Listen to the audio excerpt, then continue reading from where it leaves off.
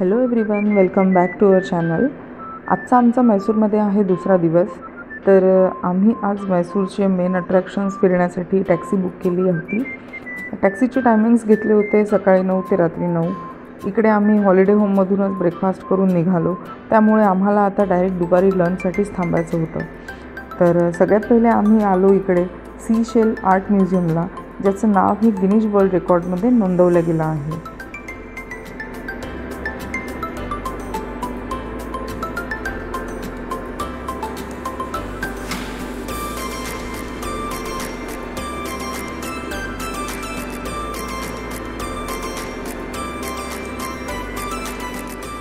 हे seashell art सत्यात उतरवणारी एक महिला आहे, जिचे नाव आहे राधा मल्लप्पा। आणि ह्या लेडी आर्टिस्टनी ही अप्रतिम कला पूर्णत्वास नेण्यासाठी स्वतःचे आयुष्याचे 40 वर्ष दिले आहे। त्यांना नॅशनल आणि इंटरनॅशनल अवॉर्ड्स पण मिळाले आहेत। या म्युझियममध्ये 22 फुटाची गणपतीची मूर्ती आहे, जी तुम्ही आता पुढे बघालच। तर ती मूर्ती ही शंख शिंपल्यांनी बनवलेली आहे आणि ही मूर्ती वर्ल्ड्स लार्जेस्ट सीशेल स्कल्पचर म्हणून ओळखली जाते।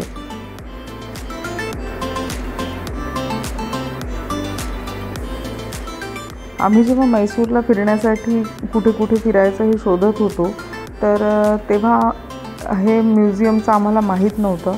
आम्हाला आमच्या टॅक्सीवाल्याने सगळ्यात पहिले इथेच आणलं। तर इथे आल्यानंतर कळलं की असं पण काही कला असू शकते।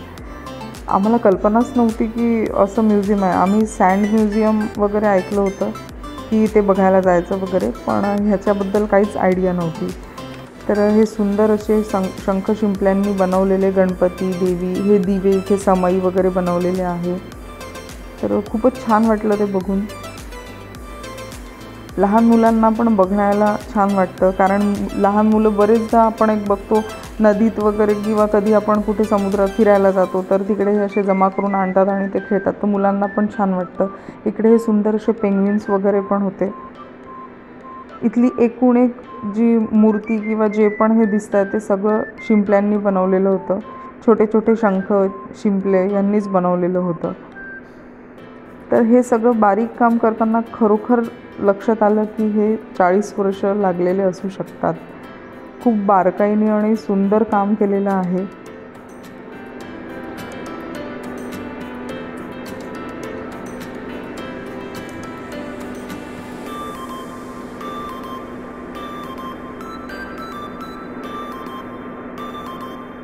हे हनुमान आणि रावण हे पण अप्रतिम होतं।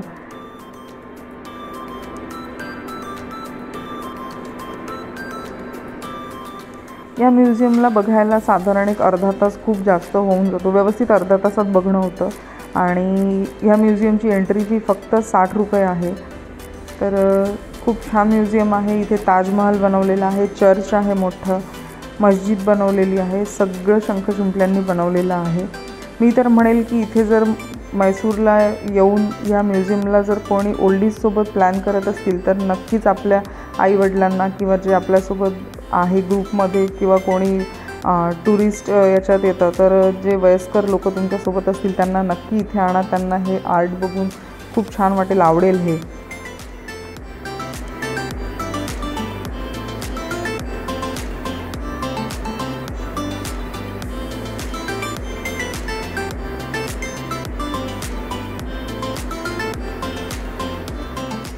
हा आहे तो गणपती, खूप सुंदर बनवलेला आहे। 22 फूट याची उंची आहे आणि महादेवाचं हे पण बनवलेलं आहे, महादेवाची पिंड। त्याच्यानंतर हे इकडे दशावतार बनवलेले आहेत। इथे हत्तीचे मुखवटे म्हणता येईल, चेहरे हे पण बनवलेले आहेत, ते सुद्धा शंख शिंपल्यांनीच बनवलेले आहेत। हे तुम्ही वरती बघू शकता।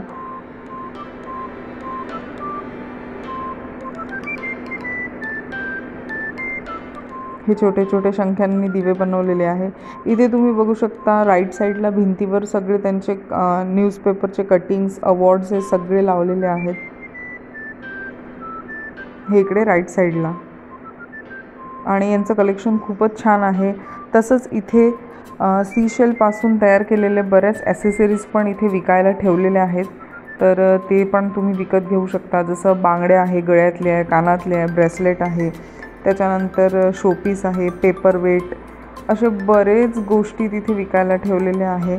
तर ते पण तिथे विकत घेऊ शकता आणि इथले मैसूरमधली या म्युझियमची आठवण म्हणून आपण नेऊ शकतो.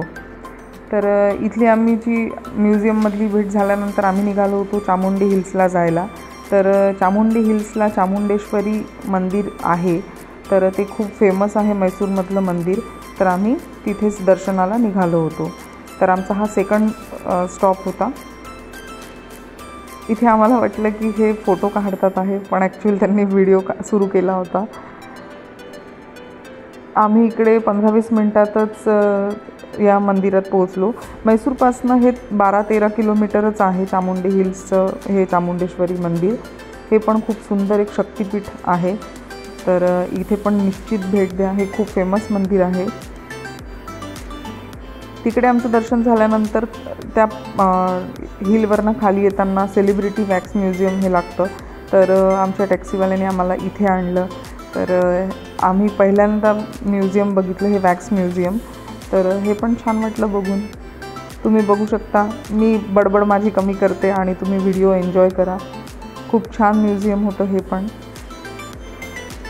इथे 2 म्युझियम आहेत, हॉरर म्युझियम आहे आणि हे एक सेलिब्रिटी म्युझियम आहे. तर आम्ही इकडे आलो.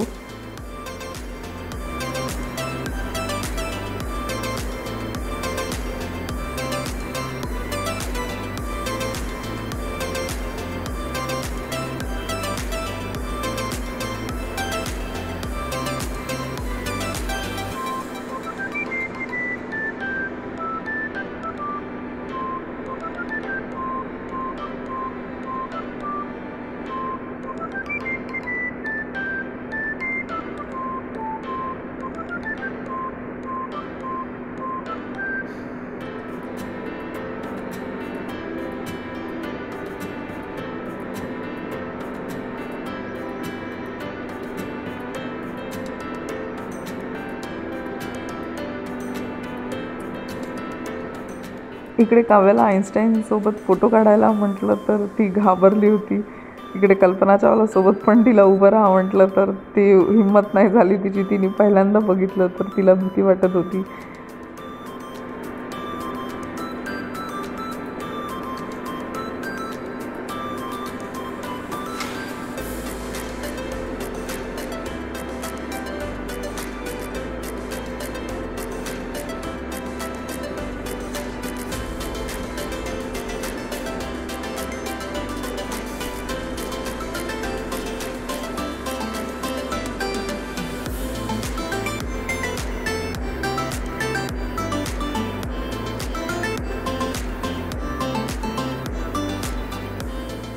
आम्हाला या वॅक्स म्युझियममधले फक्त 2 हे नाही आवडले. एक म्हणजे अजय देवगण आणि दुसरा आपला CID मधला दया. तर तो तर अजिबातच ओळखून येते की हा दया आहे म्हणून. तिथे लिहिलेला आहे म्हणून कळतं की हा दया आहे.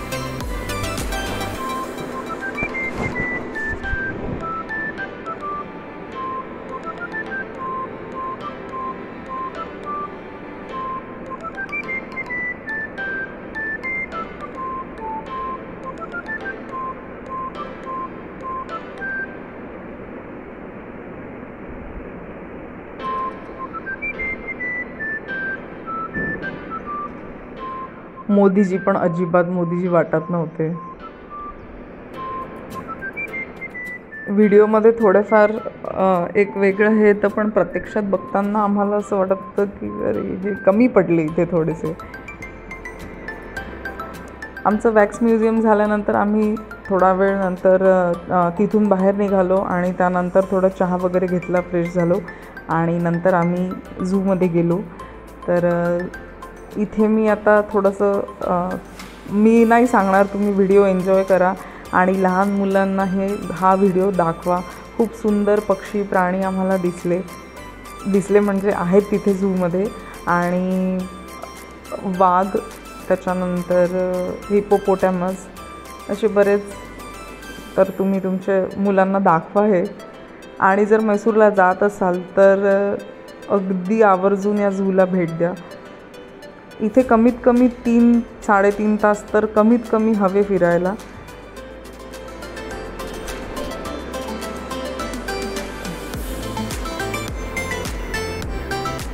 इकडे पांढरा मोर आम्ही बघितला. त्याच्यानंतर बरेच असे पक्षी होते की ज्यांचे नावंसुद्धा म्हणजे पहिल्यांदा ऐकले होते, किंवा असे पण काही पक्षी होते ज्यांचे नाव एकच पण व्हरायटी वेगळी, रंग वेगळे, त्यांचं डिझाईन वेगळं.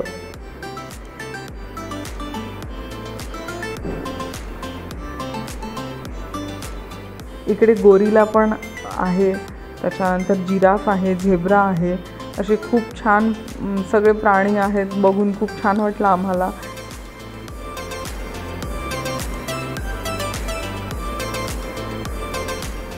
इकडे हा लेपर्ड काहीतरी ताव मारून चक्रा मारणं सुरू होतं त्याचा, तर आम्ही ते बघत होतो. हा इकडे तर अगदी स्तब्ध बसलेला होता. तो बिलकुल हालत नव्हता, काहीच नाही, त्याला काही घेणं देणं नव्हतं. इकडे आजूबाजूला सगळे लोक बघत होते, पण त्याला जराही चाहूल नव्हती.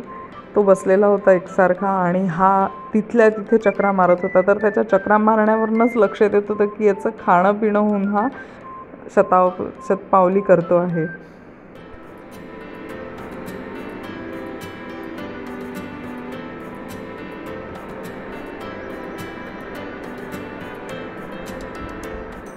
हा आहे बेंगॉल टायगर. हा आम्हाला शेवटपर्यंत पूर्ण दिसलाच नाही. हा वरती जाऊन असा झोपून होता.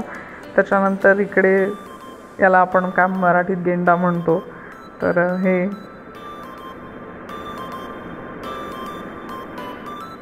हा प्राणी एक अजब प्राणी आहे जो फक्त व्हेज खातो, घासपूस खातो. हे सगळे आतापर्यंत बरेच प्राणी यातले डिस्कवरीवर किंवा पिक्चरमध्ये TV वरच बघितले होते, प्रत्यक्षात नव्हते बघितले. त्याच्यानंतर इकडे हे झेब्रा. जेव्हा झेब्रा, जिराफ असे बरेच प्राणी बघितले तेव्हा असं वाटत नव्हतं की खरोखर आपण हे बघतोय, कारण आतापर्यंत जेवढे झू बघितले होते त्याच्यात असे प्राणी नव्हते. इथे हे छान बघायला मिळाले आम्हाला.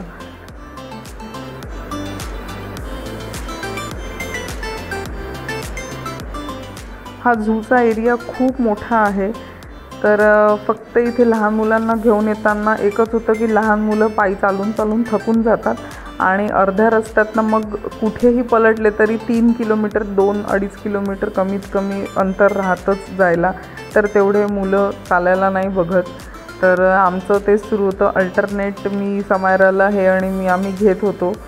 आणि इकडे आपलं हत्तीचेही प्रकार होते. हा आफ्रिकन एलिफंट आहे, तर ते पण ह्याचे कान खूप मोठे असतात. तर असे बरेच एकाच प्राण्याचे 2-4 प्रकार असे वेगळे वेगळे बघायला मिळत होते. इथे मी एका ठिकाणी समायरा थोडंसं त्रास देत होती म्हणून मी घेऊ नाही शकली. गोरिला वगैरे पण आम्ही बघितले.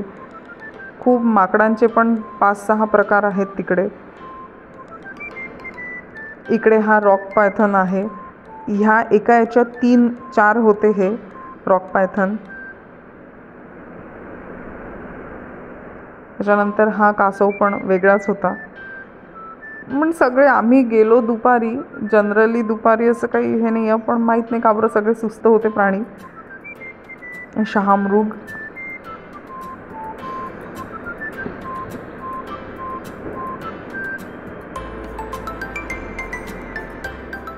इथे आम्ही गेलो तेव्हा जिराफ छान धावत होता, तर हे मी कॅप्चर करू शकली.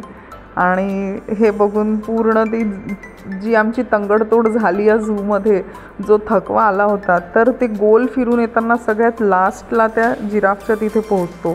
तर ते पूर्ण थकवाच आमचा चालला गेला. जिराफ बघितल्यानंतर खूप म्हणजे मजा आली बघून. आणि भरपूर होते, 7-8 जिराफ आहेत. आणि हा प्राणीच वेगळा आहे, असं म्हणजे बघत राहावं वाटत होतं. खूप छान असं खेळत होते, धावत होते, तर मस्त वाटलं बघून. आणि अगदी माणसाळलेल्यासारखे वाटत होते, काही असं हे नाही, छान जवळून उभा राहत होता, बघत होता, शांत एकदम.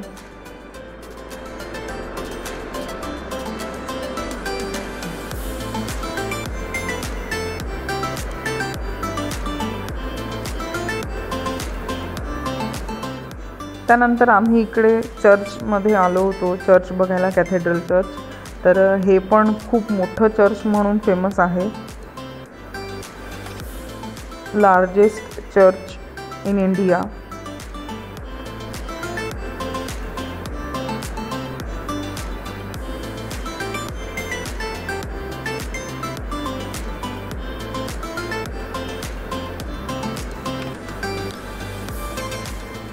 नंतर आम्ही जेवण वगैरे करून इकडे आलो होतो महाराजा पॅलेसमध्ये.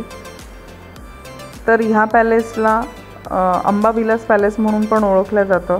आणि इकडे तुम्ही दुपारी पण येऊ शकता, संध्याकाळी पण येऊ शकता. संध्याकाळी लाईट शो असतो आणि इकडे फ्लॉवर शोसुद्धा होता लागलेला. तर त्यांनी वेगळ्या वेगळ्या पद्धतींनी फुलांची सजावट केलेली होती. आम्ही इकडे तिकीटं काढले आणि आतमध्ये गेलो. तर इकडे साधारण 1-1.5 तास तर कमीत कमी हवाच फिरायला.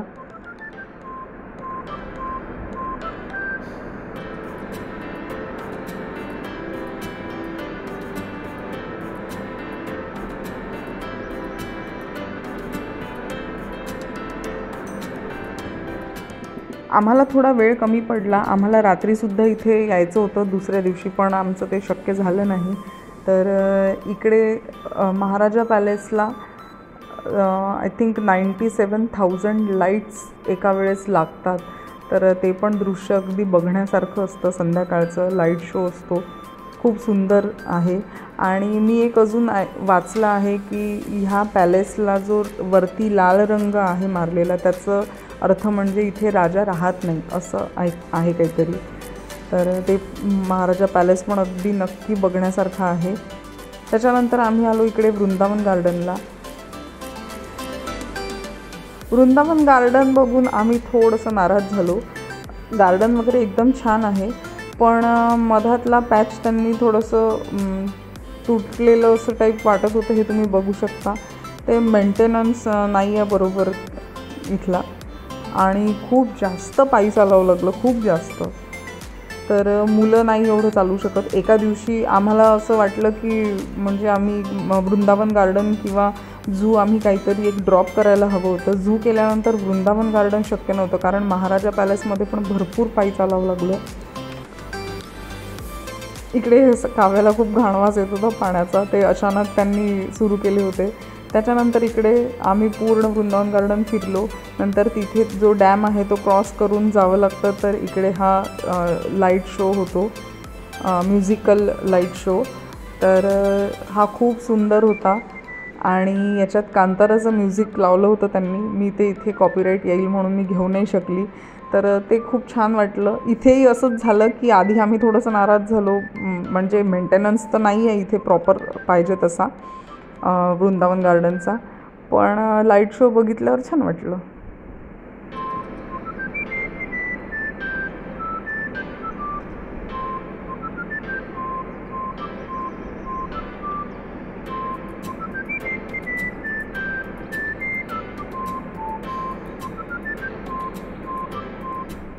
इथे मी एक अजून सांगेल की तुम्ही जेव्हा मैसूरला जर ट्रिप प्लॅन कराल तर काही दिवस बघून जाल. तो जो हा शो असतो लाईट शो, तर हा रोज नसतो असं मी ऐकलं आहे, किंवा रोज असलाही तरी त्याची प्रॉपर वेळ आहे. 6:30 ते 7च्या दरम्यान होतो. मग सेकंड शो होत नाही, तो पर्टिक्युलर काही दिवसांसाठी असतो. आणि बुधवारी की केव्हा तरी कोणता एक बंद असतो वगैरे, असे खूप काही काही गोष्टी आहेत. तर ते थोडंसं माहिती काढून जा.